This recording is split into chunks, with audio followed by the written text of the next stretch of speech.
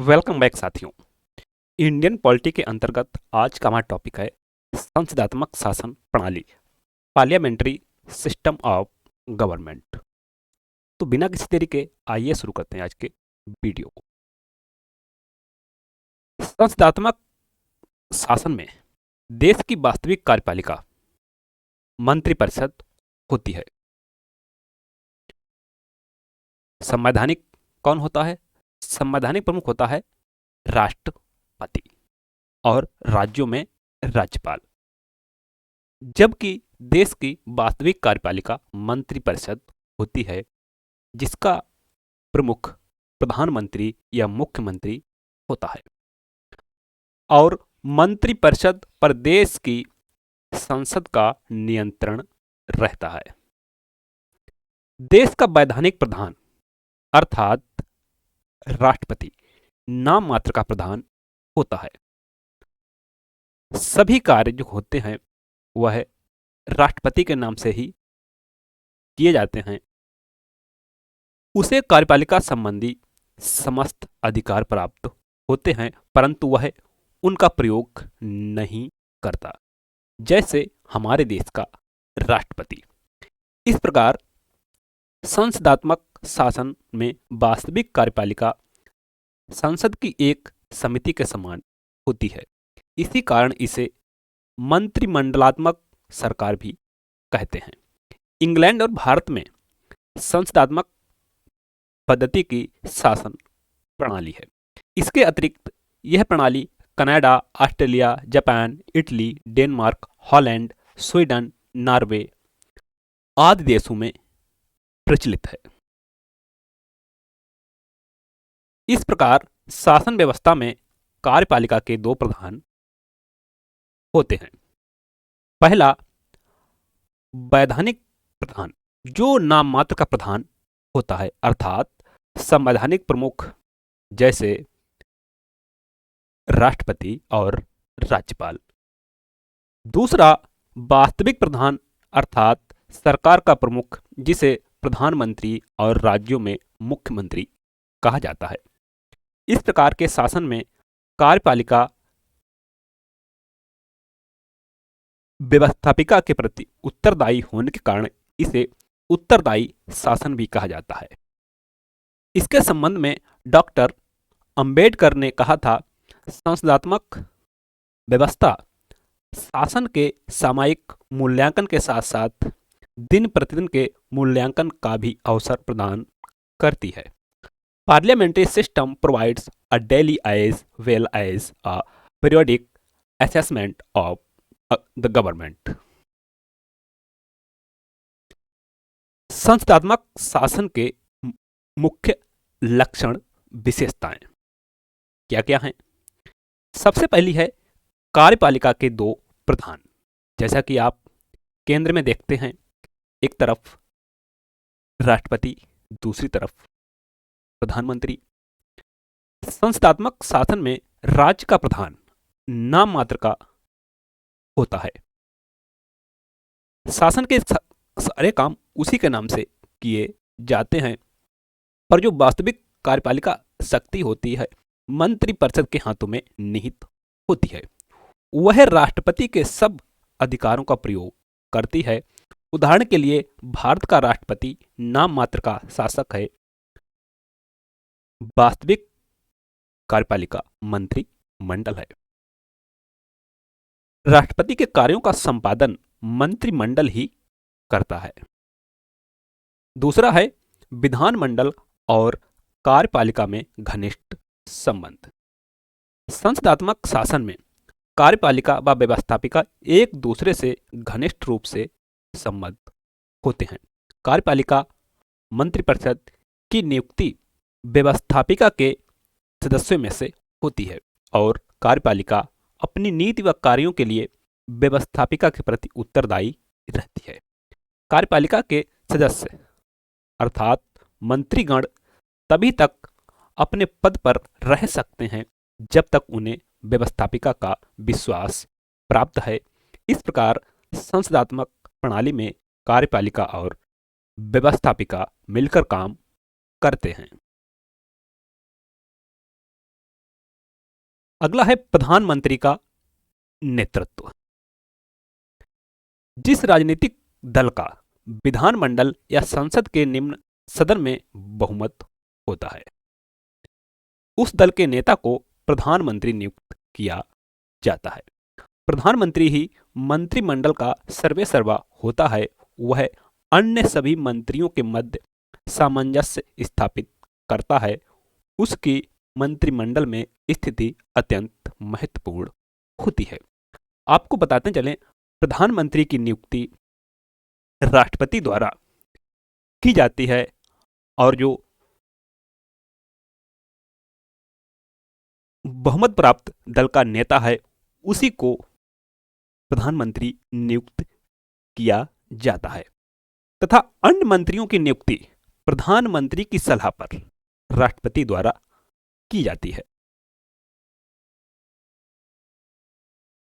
अगला है मंत्रिमंडल का कार्यकाल अनिश्चित। संसदात्मक व्यवस्था का प्रमुख लक्षण यह है कि इसमें मंत्रिमंडल का कार्यकाल अनिश्चित होता है। सामान्यतः मंत्रिमंडल एक सामान्य निर्वाचन से लेकर अगले सामान्य निर्वाचन जनरल इलेक्शन तक पदासीन रहता है, परंतु इसके पूर्व यदि व्यवस्थापिका में मंत्रिपरिषद के दल का बहुमत नहीं रह जाता है तो मंत्रिपरिषद को अपने पद से त्याग पत्र देना पड़ता है।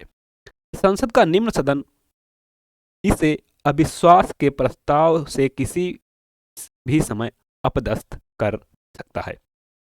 इसी दृष्टि से लीकॉक ने लिखा है, संसदात्मक शासन प्रणाली में वास्तविक कार्यपालिका की अवधि व्यवस्थापिका की इच्छा पर निर्भर करती है। अगला है मंत्रिमंडल व्यवस्थापिका के प्रति उत्तरदायी। संसदात्मक प्रणाली में वास्तविक कार्यपालिका मंत्रिपरिषद व्यवस्थापिका के निम्न सदन के प्रति उत्तरदायी होती है, चाहे इसमें राज्यसभा या विधान परिषद के सदस्य क्यों ना शामिल हों। यह सदन मंत्रिपरिषद पर नियंत्रण रखता है और इससे अपनी इच्छानुसार कार्य करवाता है। मंत्रिपरिषद अपने पद पर तभी तक रह सकता है जब तक इसे इसका विश्वास एवं समर्थन प्राप्त है। अगला है मंत्रिमंडल का सामूहिक उत्तरदायित्व। इसमें मंत्रिमंडल सामूहिक उत्तरदायित्व के अनुसार कार्य करता है। सामूहिक उत्तरदायित्व आर्टिकल 75 क्लॉज 3 में इसका उल्लेख किया गया है। प्रत्येक मंत्री अन्य सभी मंत्रियों की नीति के लिए उत्तरदायी होता है। एक मंत्री की नीति या घोषणा सारे मंत्रिमंडल की घोषणा मानी जाती है। यदि एक मंत्री कोई भूल कर बैठता है तो इसके लिए पूरा मंत्रिमंडल उत्तरदायी होता है। यद्यपि व्यक्तिगत गलतियों के लिए वे व्यक्तिगत रूप से उत्तरदायी रहते हैं। अगला है गोपनीयता। प्रत्येक मंत्री को कार्यभार ग्रहण करने से पूर्व संविधान के प्रति निष्ठा रखने तथा शासन के रहस्यों को गोपनीय बनाए रखने की शपथ लेनी पड़ती है। अतः इस प्रकार के शासन में गोपनीयता मंत्रिमंडल की एक विशेषता है।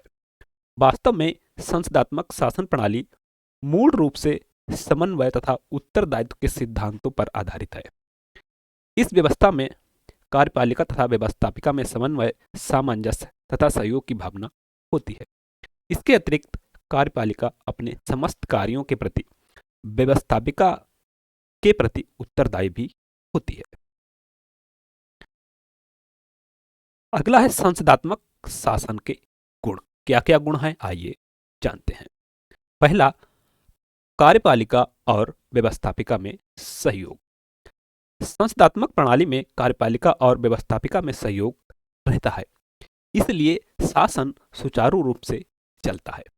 कार्यपालिका उन कानूनों को सुगमता से पारित करा लेती है जिनकी वह आवश्यकता समझती है, क्योंकि मंत्रिमंडल के सदस्य विधानमंडल के भी सदस्य होते हैं। विधानमंडल को इसमें कठिनाई नहीं होती है कि वह किन कानूनों का निर्माण करे। दूसरा है लोकमत का आदर और लोक कल्याण का विकास। इसी प्रणाली में लोकमत को उचित आदर प्राप्त होता है। इस प्रणाली में वास्तविक कार्यपालिका मंत्रिमंडल के सदस्य व्यवस्थापिका के भी सदस्य होते हैं और व्यवस्थापिका सदस्य जनता के प्रतिनिधि होते हैं। फलतः वे लोकमत का उचित आदर करते हैं। लोकमत के आदर के साथ ही उन्हें जनता की उन्नति के लिए लोक कल्याण के कार्यों को भी संपन्न करना होता है। नेक्स्ट है परिवर्तनशीलता। प्रोफेसर डाइसी के अनुसार संस्थात्मक शासन का एक गुण उसकी परिवर्तनशीलता या लचीलापन है। इसका अर्थ है कि इसमें कार्यपालिका को बदलने में किसी प्रकार की कठिनाई नहीं होती है। इसे संकट की स्थिति में सुगमता से बदला जा सकता है। चौथा है कार्यपालिका निरंकुश नहीं हो पाती। इस प्रणाली में कार्यपालिका निरंकुश और स्वेच्छाचारी नहीं हो पाती। वह अपने अस्तित्व के लिए व्यवस्थापिका पर निर्भर रहती है तथा अपने कार्यों के लिए भी वह उसी के प्रति उत्तरदायी होती है। अतएव कार्यपालिका व्यवस्थापिका के नियंत्रण में रहती है और इस कारण उसकी इच्छा के विरुद्ध कोई कार्य नहीं कर पाती। पांचवा है राजनीतिक चेतना का प्रसार। संस्थात्मक शासन पद्धति का आधार राजनीतिक दलबंदी पार्टी सिस्टम होती है। विभिन्न राजनीतिक दल जनता के समक्ष अपना कार्यक्रम रखते अपने भाषणों द्वारा जनता की समस्या दूर कर उसमें राजनीतिक चेतना का प्रसार था उसकी उदासीनता को दूर करते हैं। इस प्रकार संस्थात्मक प्रणाली का शैक्षणिक महत्व भी कम नहीं है। छठा है व्यवस्थापिका अनुत्तरदायी नहीं हो पाती।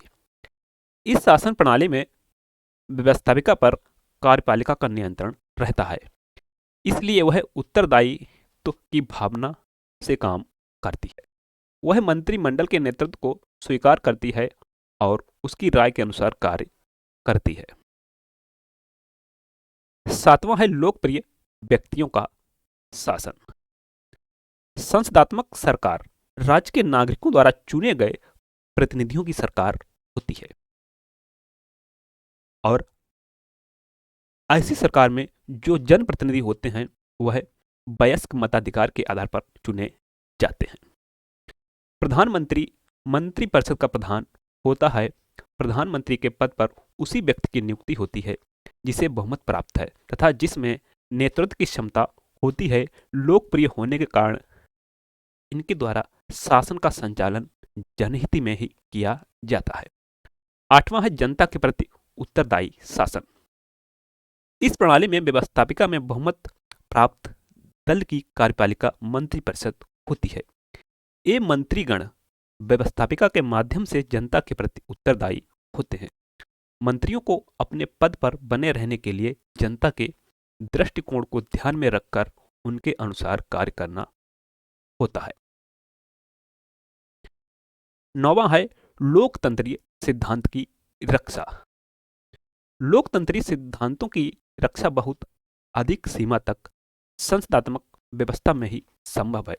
इसके अंतर्गत प्रशासकों को सदैव जनता के सामने अपने कार्यों का उत्तर देने के लिए तैयार रहना पड़ता है। इस प्रकार वास्तविक प्रभुसत्ता जनता के पास ही रहती है। 10वां है लोकतंत्र के लिए हितकारी। यह शासन प्रणाली लोकतंत्र के लिए अत्यंत लाभकारी होती है। इस प्रकार के शासन में जनता व्यवस्थापिका के माध्यम से कार्यपालिका पर नियंत्रण बनाए रखती है। संसदात्मक शासन के दोष। संसदात्मक शासन प्रणाली में निम्नलिखित दोष भी होते हैं। जिसमें अच्छाई होती है उसमें बुराई भी होती है। तो सबसे पहला जो है दोष वह है शक्ति पृथक्करण के सिद्धांत के विरुद्ध। अर्थात शक्तियों का पृथक्करण ठीक से नहीं होता है। संसदात्मक शासन पद्धति का एक प्रमुख दोष यह है कि सिद्धांत शक्ति पृथक्करण के सिद्धांत के विरुद्ध है। इस पद्धति में मंत्रिमंडल व्यवस्थापिका की एक उपसमिति की भांति होता है। कार्यपालिका एवं व्यवस्थापिका दोनों के अधिकार इसके हाथों में रहते हैं। अतः नागरिकों के अधिकारों की सुरक्षा की दृष्टि से यह व्यवस्था अच्छी नहीं मानी जाती। दूसरा है दलीय तानाशाही का भय। किस तरीके से होता है? संसदात्मक शासन व्यवस्था दलबंदी पर आधारित होती है। जिस राजनीतिक दल का व्यवस्थापिका में बहुमत होता है, उसी दल के नेताओं द्वारा मंत्रिमंडल का निर्माण होता है। इसी प्रकार व्यवस्थापिका तथा कार्यपालिका में एक ही दल का प्रभाव रहता है। ऐसी स्थिति में यह पूरी संभावना रहती है कि अपने बहुमत के आधार पर सत्तारूढ़ दल स्वेच्छाचारी बन जाए। इस संबंध में लास्की का मत है, यह प्रणाली निश्चित रूप से कार्यपालिका को अत्याचारपूर्ण शासन का अवसर प्रदान करती है। तीसरा है मंत्रिमंडल की अस्थिरता। संसदात्मक शासन में मंत्रिमंडल का कार्यकाल अनिश्चित होता है। उसका अस्तित्व व्यवस्थापिका के बहुमत पर निर्भर रहता है। यदि व्यवस्थापिका में मंत्रिमंडल का बहुमत नहीं रह जाता तो उसको तत्काल त्यागपत्र देना पड़ता है। ऐसी दशा में अनेक ऐसी योजनाएं अधूरी रह जाती हैं जो राष्ट्र के लिए महत्वपूर्ण होती हैं। मंत्रिमंडल के बदल जाने से कभी कभी सरकारी नीति में क्रांतिकारी परिवर्तन हो जाता है जो देश के लिए अहितकर हो जाता है। चौथा है शीघ्र निर्णय का अभाव। यह व्यवस्था संकट काल या असाधारण परिस्थितियों के लिए उपयुक्त नहीं होती।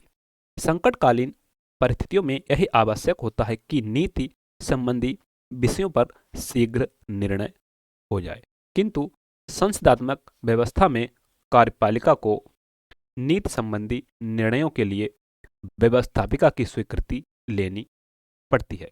अतएव वाद विवाद के कारण निर्णय में अनावश्यक विलंब हो जाता है। पांचवा है अनुभवहीन व्यक्तियों का शासन। संसदात्मक व्यवस्थापिका में कार्यपालिका की शक्ति लोकप्रिय नेताओं के हाथ में होती है। वस्तुतः यह संसदात्मक पद्धति का बड़ा दोष है। शासन की बागडोर संभालने वाले ये लोग शासन के संबंध में अनभिज्ञ या अनाड़ी होते हैं और शासन का वास्तविक संचालन पेशेवर नौकरशाही के हाथों में चला जाता है। जो मंत्री होते हैं वह अपने क्षेत्र में पारंगत नहीं होते। छठा है समय और शक्ति की बर्बादी। व्यर्थ के वाद विवाद और बहस के कारण इस प्रणाली में व्यवस्थापिका तथा कार्यपालिका दोनों की शक्ति और समय की बर्बादी होती है। सातवां है दलबंदी का बुरा प्रभाव। संसदात्मक शासन का संगठन राजनीतिक दलबंदी के आधार पर होता है। विधानमंडल में जिस दल का बहुमत होता है वह सरकार बनाता है। विधानमंडल के शेष दल विरोधी दल कहलाते हैं। सत्तारूढ़ एवं विरोधी दलों में सहयोग का अभाव पाया जाता है।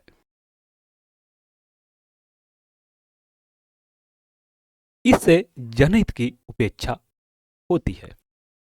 सत्तारूढ़ कुछ कहता है, विरोधी दल कुछ कहता है, इससे जनहित की उपेक्षा होती है। आठवां है योग्य व्यक्तियों की सेवाओं का लाभ नहीं मिलता। इस शासन में सरकार बहुमत वाले दल की बनती है, इसलिए विरोधी दल के योग्य व्यक्ति भी सरकार में सम्मिलित नहीं हो पाते। जो सत्ताधारी दल के व्यक्ति होते हैं उन्हीं को विभिन्न मंत्रालय आवंटित किए जाते हैं।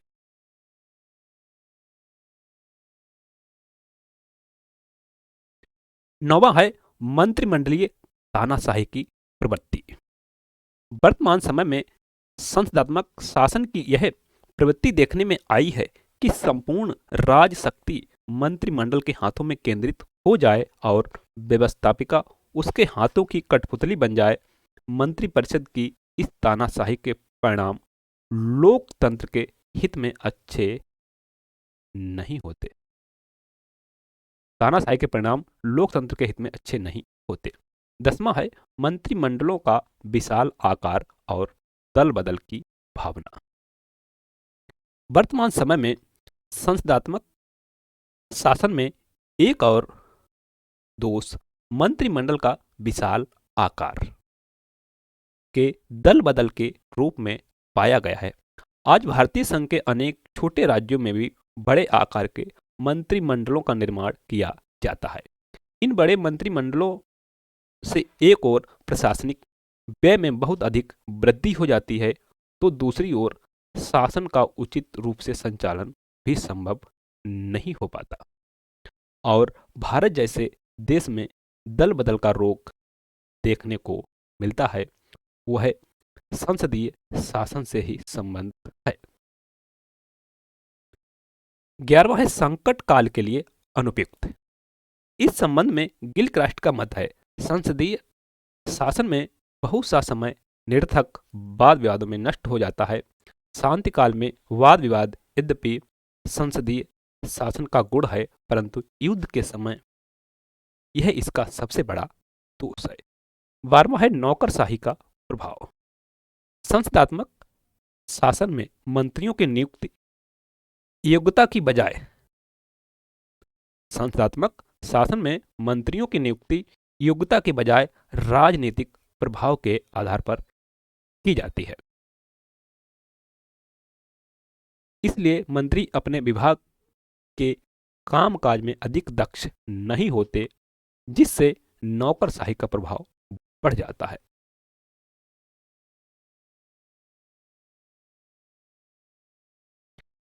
थैंक्स, मिलते हैं नेक्स्ट वीडियो में एक नए टॉपिक के साथ। तब तक के नमस्कार, जय हिंद।